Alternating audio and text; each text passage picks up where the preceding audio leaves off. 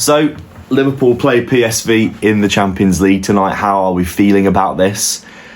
I'm a bit mixed, to be honest. Lots of English teams winning yesterday. Chelsea win 3-0, didn't they? Against Barcelona, which was an interesting result. I can't remember the other ones off the top of my head, but they'll probably come to me as I record this video.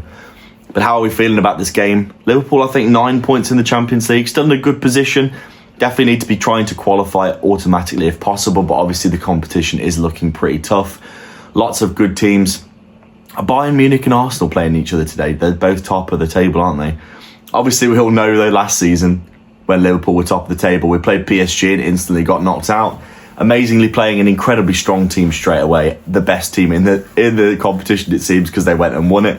And we still almost managed to beat them. But obviously, as I said, my point was, finishing top of the table doesn't guarantee an easy through. It actually guaranteed us the toughest match in the entire competition. But anyway, how are we feeling about this game? It's a very interesting one, isn't it? Because I think it's a good chance for Liverpool, as is every game, to bounce back. I think we were incredibly unlucky in many ways against Forest. We created a ton of chances. What was our XG? 3.5 goals. And we got no goals. And Nottingham Forest's was less than 1. And they got 3 goals. It's just, sometimes football goes that way for you. We created, over the weekend, the most chances for any team. And we scored 0 goals.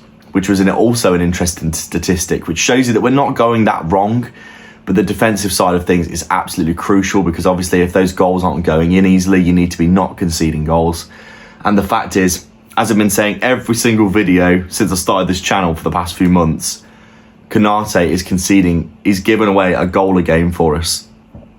And it's been even worse recently. Some games he's given away 2 clear and obvious chances. Against Man City, he basically cleared that ball that conceded the penalty. He also made a mistake when Haaland scored his goal when he should have been heading the ball away. And he didn't even jump. He just let Haaland... He basically came off his head into Haaland and it went in. That was his mistake as well. He was also probably at fault for the Doku goal, letting him come inside for a shooting chance as well. Konate has been an absolute weak link this season. Really, really poor in so many games. Poor again in the Forest game. Almost gave away a goal when it was a handball. He's just been so bad. I mean, getting hooked at 55 minutes, pretty obvious that Slot just can't trust him. After that game, I mean, where do we go from here? We're obviously trying to sign Guehi to replace him at that centre-back role. We've got Gomez, but he doesn't seem to trust Gomez either. Maybe he'll give him a shot in this PSV game, perhaps. We've got Wirtz, Frimpong, and someone else who are still injured, Bradley. All still injured, not in training. We've got Alisson back mercifully, who's an absolutely fantastic keeper. But when Konate's giving away so many chances, I mean, that right side of the defence just looks so weak, doesn't it? I think the key thing really is that Slot needs to start playing Szoboszlai. He needs to play Szoboszlai in the 10 always. And he had Calvin Ramsey, who played really well against Palace in the Cup, on the bench. He could have played at right back against Forest. And he probably would have done a good job. I thought he was good. Really quite good against Palace in that game. I was really impressed with him. He was easily our best player in that match. I know we played all the kids, but I think he was easily our best player in that game. And if I'm being completely honest, he definitely should have played against Forest, because Szoboszlai had to play up the pitch for me, because he gives us so much in that 10 position, that rigidity, the pressing, the work rate, the ability to break up play from the front of the pitch, pressing on with the front four, making a front four that presses onto their back line. Our midfield just looks too simple to play against at the minute. And I think a few more profiles in there that could add some competition would be really valuable.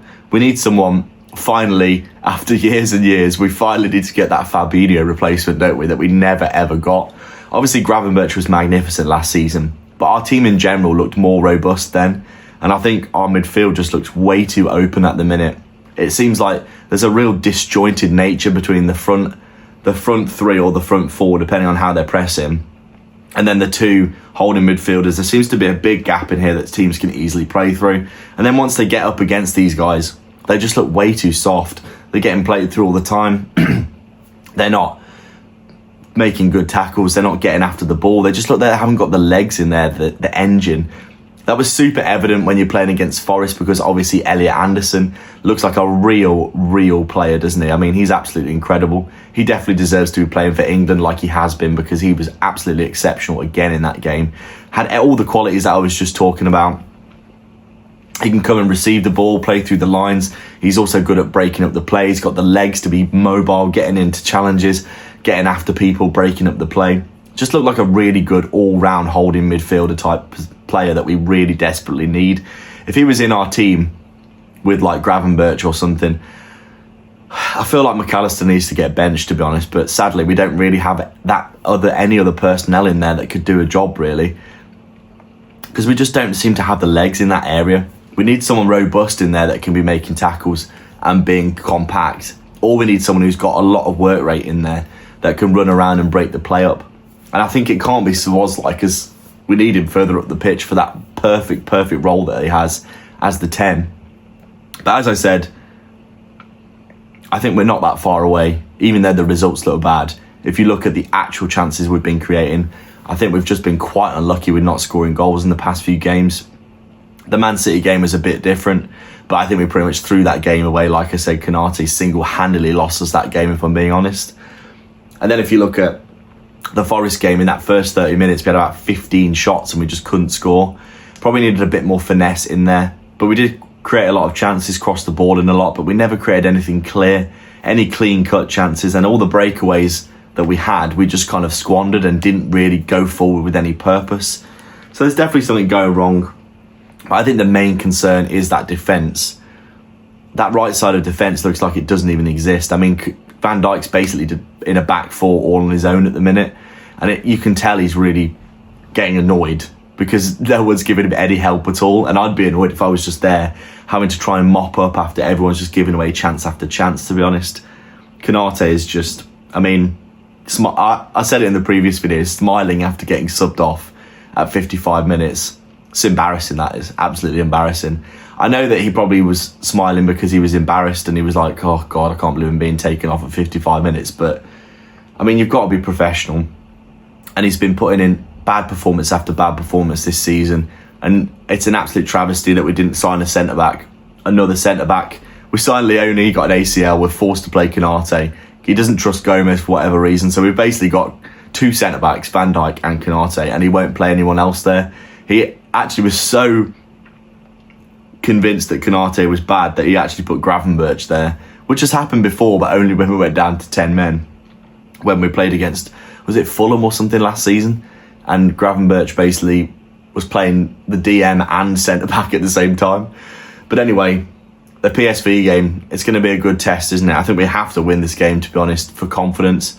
Not only for confidence, but also we need to be getting that automatic qualification if we can for the Champions League, because having a playoff there as well is exactly the kind of game that we could easily lose and just get knocked out of the Champions League. And really, with the way things are going in the Premier League at the minute, we should be focusing on trying to get far in the Champions League, because we really do need to be stamping a badge of authority that we're still a good team. I think we've got all the good components, but right now things are just not clicking going forward and also defensively. I just don't think cohesively as a team we look... Sorry, my alarm went off and cut the video out. But anyway, I'll probably leave the video here regardless. I think PSV tonight is going to be a really, really interesting game. I think we have to win. It's a great chance to bounce back, but it's also a good chance to get back to winning ways, show people what we're about. I think we just need to up the tempo, up the intensity. We just look like we're a team lacking in confidence. Just look leggy all over the pitch. Play players in their positions, and I think we'll do better. Szoboszlai in the 10, not at right back. Play a right back at right back. For God's sake, Konate, put a rocket up your arse. And just in general, we just need a bit more intensity. And feed Isak the ball in the channel, for God's sake. As always, guys, thanks a lot for watching. Like and subscribe. Leave a comment down below. Let me know your thoughts. Do you think that Liverpool are going to win or lose? And I'll catch you in the next video. Cheers.